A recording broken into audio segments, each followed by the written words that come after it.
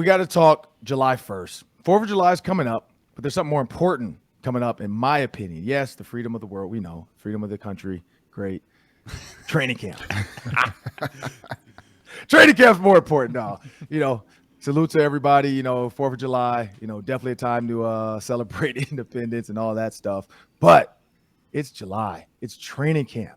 You got Vikings, you got Packers, you got Lions, you got Bears, you got everybody in our division reporting. You also, you got the 49ers coming to town.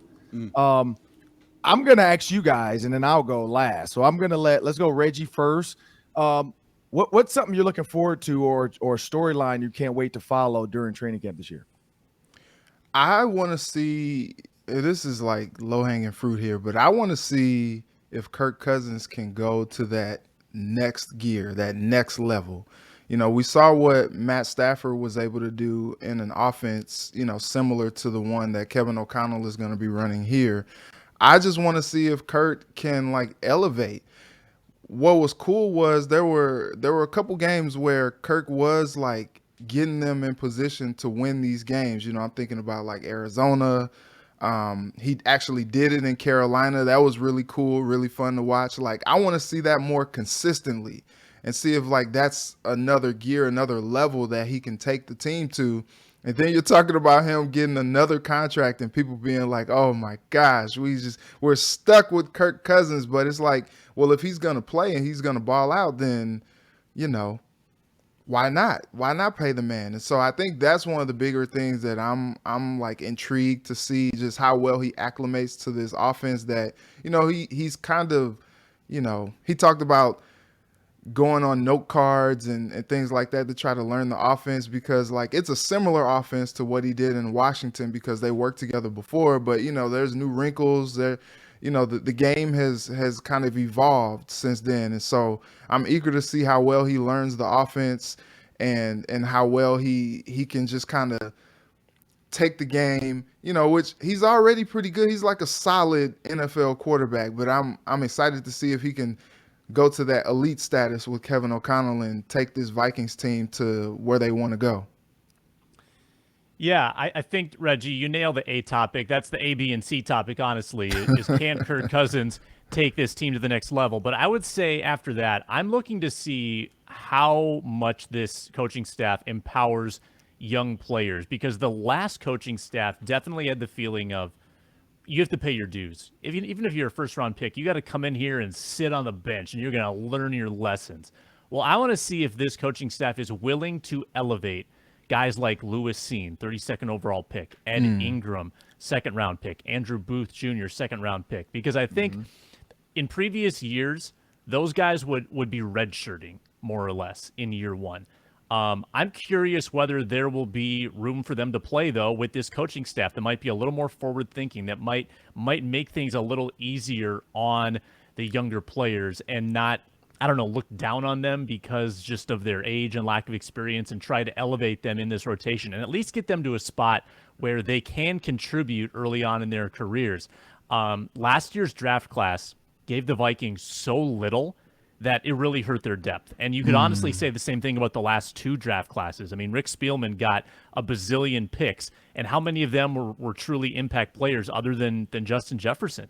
They really need to have, I think, a rookie impact this year, and I want to see whether Kevin O'Connell and Ed Donatel are willing to give them those opportunities. Yeah, the position battles, when you look at all the starters, 22 starters, not really a ton up for grabs. Obviously, right guard's going to be important. How quickly do they get Ed Ingram acclimated? Is Jesse Davis supplanted as the guy throughout all of training camp?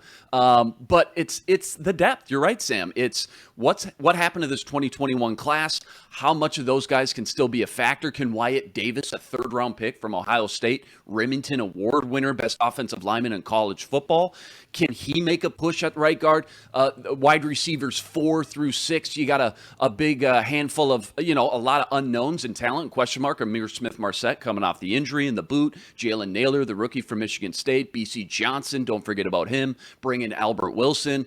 You mentioned the rookies. Those are always fun to watch for sure, how quickly they get acclimated. But I got a question for Ron when it comes to training camp. You spent some time, obviously, in the NFL yourself. I'm interested about Ed Donatell's defense and when we can expect to start to see some wrinkles, these sub packages, because I want to know who's, like that nickel sub package. Is Brian Asamoah involved early on in camp in that sub nickel package? I know early on it's a lot of the basic install, the base defense, but is there a certain point during training camp, Ron, where, you start to see Ed Donatell's kind of different sub packages and different wrinkles, and Kevin O'Connell's different wrinkles too, as well, for that matter?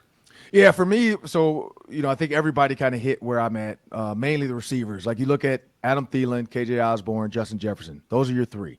But then after that, it's a toss-up. I mean, we keep throwing names out there like we think they're going to be there. KJ Osborne last year, everybody thought was going to get cut because of his rookie year. And then he has a great OTA. He has a great training camp start. And then people are like, well, it's no equipment, blah, blah. There's no pads. And then that momentum carries. And I remember playing for the Bears, and same thing happened to me. Like I had a great OTAs, I had a great training camp, and then they moved me to tight end because they're like, man, let's try him somewhere else. Like clearly this dude can make catches, and then I get hurt in the first game. But that's one of those things where training camp can actually, like that's the whole goal. Like a lot of people denigrate it sometimes because of the lack of full go as it used to be back in the day, where it was a full actual scrimmage. You were actually tackling your teammates. It was actually big hits. They're trying to dial back on injuries, dial back on the hitting, dial back on the head-to-head collisions. So you feel like you don't get the same, but you still can get it from receivers and DBs because nothing changes about running routes and catching the ball. And I think that's where it's going to be fun to see B.C. Johnson get back to where he was, because without injury, B.C. Johnson is probably number 3 last year, or right with K.J. Osborne. And he didn't have a chance to really let Keenan McCardell get his hands on him and really work with them. So I'm interested because Jalen Naylor, the rookie, you got, like you said, Albert Wilson coming in. So there's going to be some fun battles there. Secondly, to your question about the 3-4, this is what I've learned about the 3-4. Playing tight end was probably the best thing that ever happened to me. Like when Lovie Smith called me to his office, I had no idea why I was going to his office. I thought it was like a Godfather moment where he's about to cut me.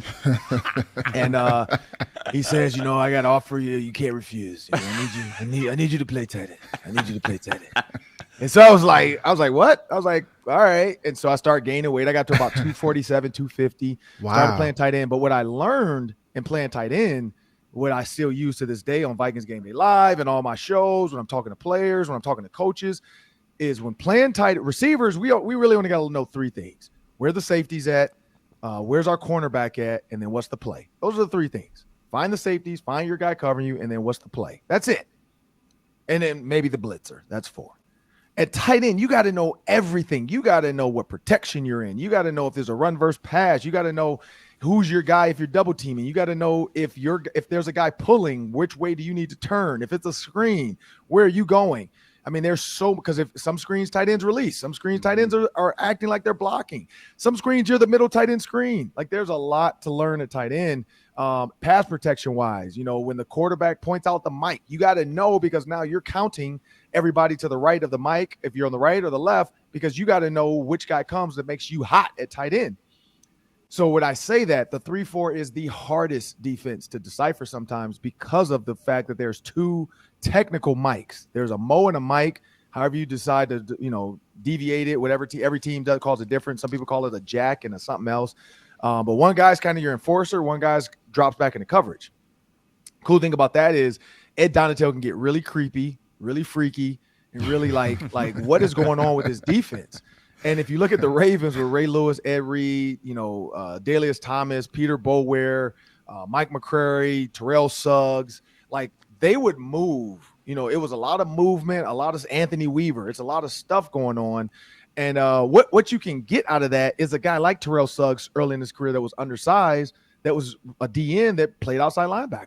And it fit him perfectly. That's why I look at guys like DJ Wanham. Like, this is going to be the perfect defense for DJ Wanham. He's not a true DN with his size. But at 260, he's a true outside linebacker to get up to the quarterback. And so now, like Brian Asamoah, same thing. A guy that can cover anybody. A guy that can cover in the flat. A guy that can cover in space. A guy that can rush the quarterback. He's fast. He can play special teams.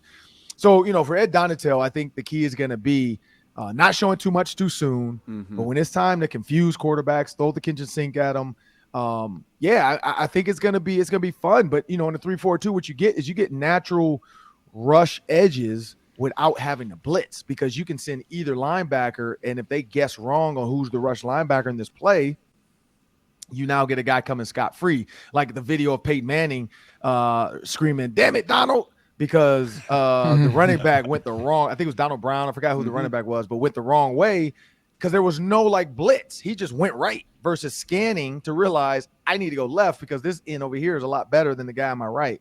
And so stuff like that hopefully is going to happen this year with Danielle Hunter, with za'darius Smith, with DJ Wanham. I'm looking forward to that too. But yeah, this sub package stuff is predicated and dictated by the offense. So whatever they send out, you have to match. And I think that's where, that's why people always wonder what the coaches are sitting there holding for. They're waiting for the personnel from the offense to be called out. So if it's 11, if it's 12, if it's 21, whatever personnel, you have a package that you've worked on that week based off film you've watched.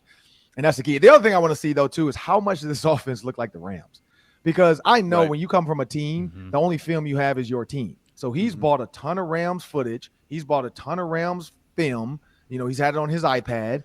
And I guarantee these players have been watching nothing but Rams film all the time. And so when you watch Rams film, you naturally soak it in. So how much is this offense going to look like this? And how much can Kirk Cousins start to look like Matthew Stafford? Yeah. That's the other one.